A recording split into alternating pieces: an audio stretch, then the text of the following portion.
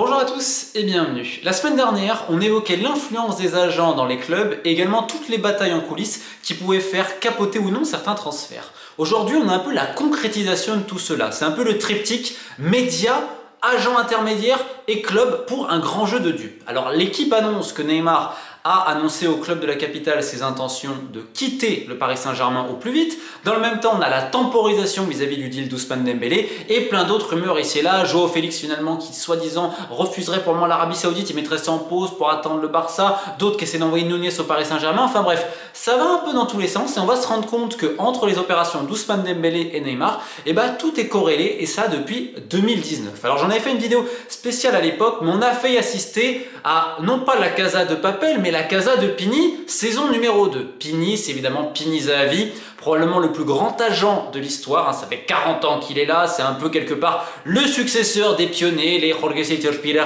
et Juan Figueres-Virsky. Mais Zahavi, il a quasiment tout fait dans sa vie, juste pour donner une petite anecdote pour ceux qui ne savent pas, c'est quand même lui notamment qui fait venir le grand Dynamo Kiev de l'époque, on est à l'époque de l'URSS, en Israël, alors qu'il y avait une rupture des relations diplomatiques encore qui était consumée entre l'URSS et Israël. Enfin bref, c'est bien plus qu'un agent, c'est un super agent à mi-chemin entre la politique, certains réseaux d'information et le football. Bref, Pini Zahavi, c'est lui également qui gère la carrière de Neymar depuis quelques années et c'est également un excellent ami au président du Barça, Laporta. Et en 2019, il lance l'opération Faisons revenir Neymar à Barcelone. Alors à l'époque, c'était avec l'administration Bartomeu, où on se rappelle que Neymar avait attaqué le club en justice. Enfin bref, c'était pas gagné d'avance, mais le Brésilien voulait à tout prix partir. Et là, on est, je crois, en mai-juin. Pini Zahavi convoque tout le monde parce que, attention, lui, il donne les rendez-vous. Quand il y a la bar mitzvah de sa fille, il y a tout le gratin du football mondial. Mendes, pas Mendes, ils sont tous là. Donc là, il a mis tout le monde au garde à vous.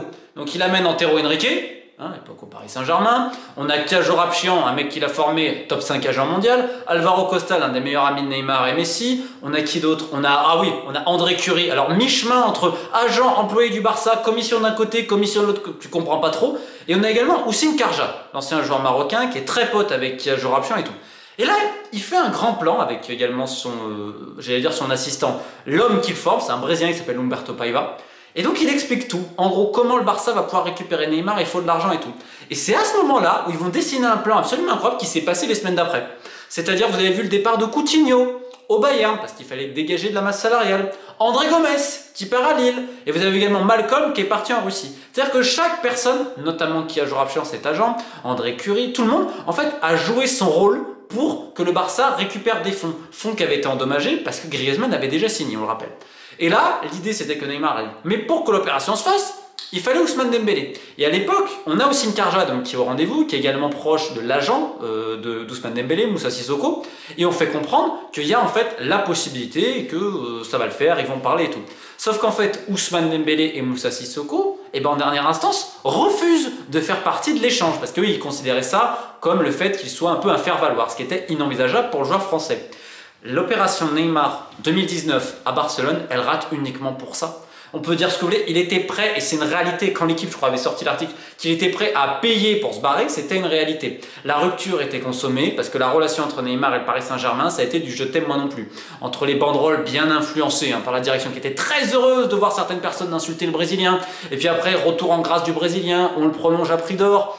Il y a eu plein de promesses non tenues, finalement au Qatar on dit on en a marre, et nous on le répète depuis un petit moment, en effet au Qatar on essaye de faire partir Neymar, mais le problème c'est que qui va le signer à ce prix-là, avec également autant d'incertitudes liées à son état physique, parce que c'est pas une bêtise, mais lorsqu'il arrive à Paris, normalement il n'aurait jamais dû signer parce qu'il y a eu des alertes liées à sa cheville, mais à dehors on a dit non on s'en fout, on va le faire quand même. Donc dans cette relation de je t'aime moi non plus qui va laisser énormément de traces, et pas uniquement par ce qui s'est passé cet été avec certaines personnes qui sont venues sous ses fenêtres, etc. Il y avait déjà une rupture qui a été consommée, il y a eu plein de feuilletons, son engueulade avec Leonardo, enfin bref, il y a eu plein de trucs, il y avait demandé des primes, il y avait des retards sur certains versements et tout, enfin bref, ça a été cacophonique d'un côté et de l'autre, c'est vraiment du je t'aime moi non plus. Ce qui est très simple, c'est que du côté brésilien, on fait comprendre qu'on lâchera pas un centime vu comment le Paris Saint-Germain s'est comporté à son égard.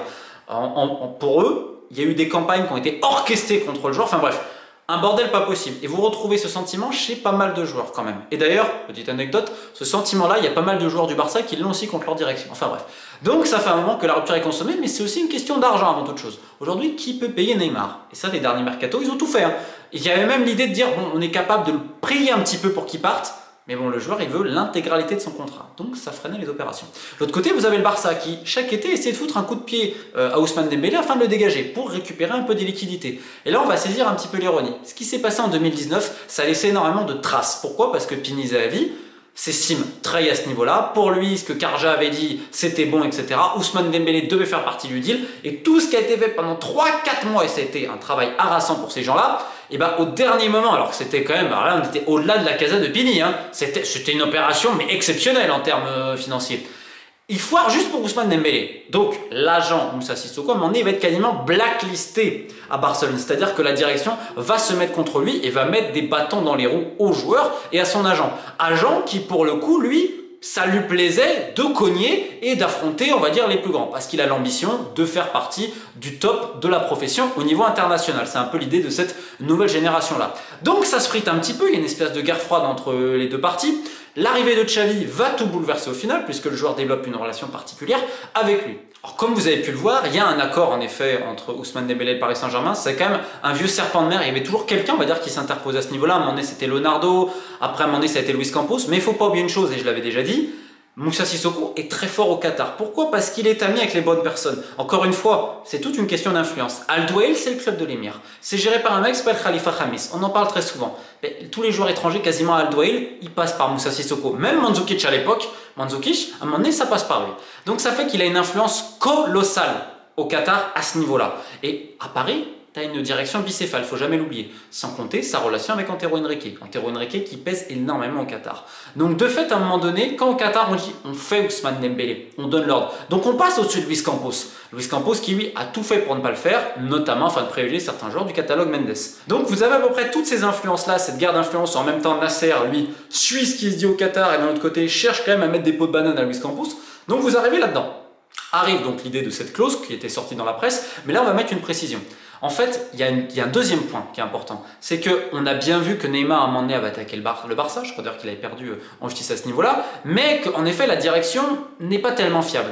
Et ça, Sissoko sur l'agent de Dembélé avait fait inscrire une clause, et je suis étonné qu'elle ne sorte pas parce qu'à Barcelone quand même tout le monde en parle, mais ça c'est pas sorti, que si jamais le Barça refuse et ne se plie pas à ce qu'il a signé, c'est-à-dire une clause libératoire selon telle date pour un montant tel, je crois que c'est après 50 au total à répartir, et ben en fait le joueur peut résilier son contrat si jamais le Barça n'accepte pas, en gros ne suit pas la parole qu'il avait donnée contractuellement. C'est-à-dire qu'aujourd'hui le joueur, dépassé un laps de temps, pourrait résilier son contrat. Alors évidemment au Barça on est en train de jouer la montre, mais on va vous expliquer un petit peu pourquoi après. Donc déjà il y a cette option, c'est pour ça que le deal à Paris n'est pas vraiment en danger à ce niveau. Par contre, qu'est-ce qui est en train de se passer? Il est en train de se passer que Pini Zahavi et son très bon ami Laporta essayent de gratter un petit peu plus d'argent. Donc c'est pour ça, on va te parler d'autres offres et tout, parce que le Barça financièrement, ils ont quand même besoin de cash, ils ont besoin un peu de respirer à ce niveau-là. Certains vont te dire pour réinvestir et tout, pour réinscrire les joueurs.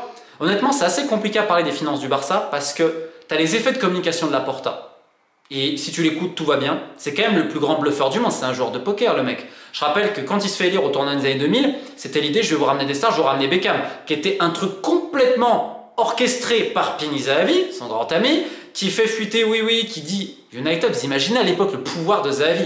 United fait croire en faisant fuiter oui, le Barça a fait une offre pour Beckham, ce qui était absolument pas vrai, parce qu'il savait très bien qu'il était déjà promu au Real. Imaginez, pour que Laporta fasse campagne dessus quand même, il se fait élire dessus, et là il revient au Barça en se faisant élire, limite, je vais vous ramener Messi, on a une famille. Alors que le mec, il a glissé une petite peau de banane à Lionel Messi. C'est quand même exceptionnel. Et d'ailleurs, ça c'est pas un secret dans le milieu, mais Laporta il a pas très bonne réputation quand même. Hein, et c'est pour ça qu'il y a beaucoup de joueurs qui sont, comment je pourrais dire, énervés, frustrés de ce qu'est la direction du Barça, où c'est beaucoup d'images, c'est un peu du moi ma gueule, mais au final, souvent dans le dos, c'est l'inverse. Et on va être très clair. Les mecs, ils rigolaient de ce qu'ils avaient fait à Messi à l'époque. Donc s'ils sont capables de faire ça à Messi, vous imaginez pour les autres joueurs. À partir de là, rentre en scène encore Pini Zahavi, qui essaye de mettre Ansu Fati en prêt à Paris. Oui, on va essayer, etc. Alors c'est vrai, Ansu Fati, c'est aussi Mendes. Bon, Mendes Zahavi, même s'il y a une embrouille, c'est quand Zahavi mais Mourinho à Tottenham c'est lui et c'est pas Mendes. À un moment donné ils ont été un petit peu en froid quand même, mais c'est quand même des mecs qui ont fait du business depuis 20 ans ensemble, donc souvent tu as tendance un peu à t'arranger et ils sont quand même assez proches sur certains trucs. Mais l'idée du Barça en effet c'est de foutre aussi des joueurs à Paris. Enfin, si vous voulez, c'est un peu la chien lit, c'est un peu incompréhensible. Mais en fait ce qu'on fait, on essaye de temporiser afin de faire craquer le Paris Saint-Germain pour qu'ils mettent plus d'argent, parce qu'on sait très bien que le Qatar veut absolument Ousmane Dembélé. Et là, Pini Zahavi entre en jeu avec un coup à 3 bandes. C'est-à-dire, et c'est depuis un moment que Neymar, si la possibilité, il faut le faire partir, parce que le Qatar n'en veut plus, et le joueur, s'il trouve la même somme ailleurs, il va le faire. Et là, c'est l'ironie. Vous voyez l'article aujourd'hui, qui est évidemment une suite orchestrée, qui arrive après le retour de blessure du joueur, qui met un doublé. Alors évidemment, c'est une équipe coréenne, etc. Il faudra encore du temps sans doute pour retrouver sa forme optimale. Le timing, évidemment, il est bien choisi, parce que pour le moment, les propositions, ça ne se bouscule pas. Hein. Même en Arabie Saoudite, maintenant, on a parlé d'Al Hilal, il n'y a rien eu véritablement de concret. Là, aujourd'hui, ce qui se passe, c'est que le PSG accepterait de lâcher Neymar, même en prêt, en prenant une partie du salaire. Ce qui vous montre à quel point ils en ont ras-le-bol. Alors évidemment, tu as l'idée de la MLS. Mais encore une fois, le problème c'est est-ce qu'il ira à Inter Miami ou ailleurs. Et en fait là maintenant on essaye de proposer des pourcentages dans une franchise après. J'imagine que papa Neymar, en bon businessman, il doit bien écouter quand même. Le cadre de ville aussi le là, donc tu as une possibilité en MLS. L'autre possibilité c'est au Brésil.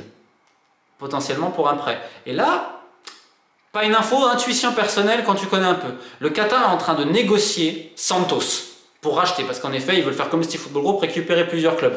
Que si le Qatar récupère Santos, par un heureux hasard, je pense qu'il y aura un prêt d'un joueur brésilien à Santos, un joueur très connu.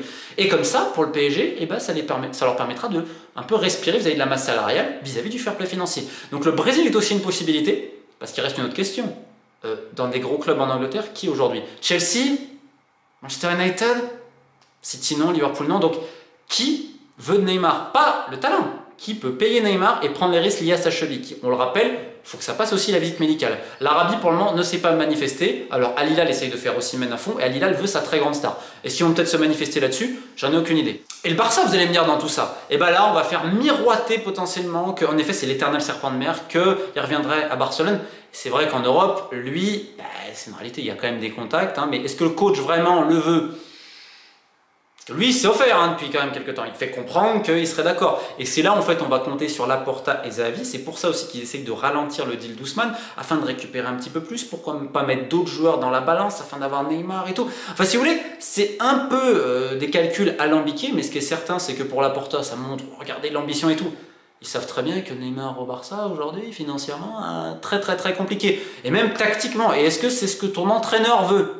Donc évidemment, on fait sortir ça pour que les prétendants affluent. Et on a attendu le moment opportun, c'est-à-dire la temporisation d'Il d'Ousmane Dembélé afin de récupérer un petit peu plus, et dans le même temps, pour avoir rassuré les potentiels acquéreurs en disant « Regardez, il peut rejouer, il a mis des buts, patati, patata ». Donc en effet, c'est finement joué, mais ça fait depuis un moment qu'ils travaillent là-dessus. Ils avaient même essayé de voir vis-à-vis de Newcastle, vis-à-vis de plein d'autres choses.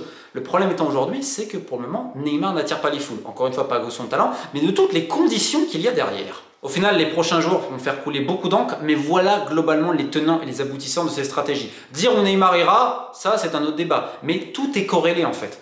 Dembélé, Neymar, et quelque part sous-jacent, c'est aussi l'avenir de Kylian Mbappé, et on remarque que certains super agents, un peu toujours les mêmes, j'ai envie de dire quand même, notamment Kajor Abchan, essayent d'arriver par l'intermédiaire d'un autre contact, qui est celui de Rouni Calafat au Real Madrid. Donc en fait, tout est plus ou moins corrélé, c'est un peu une réaction en chaîne, et d'ailleurs c'est le triptyque entre les agents, les intermédiaires, les boîtes de communication, les journalistes et les clubs de football. Et au final, tout ce grand monde voit une seule chose, que la soupe, elle est très très très très bonne. Keep the faith.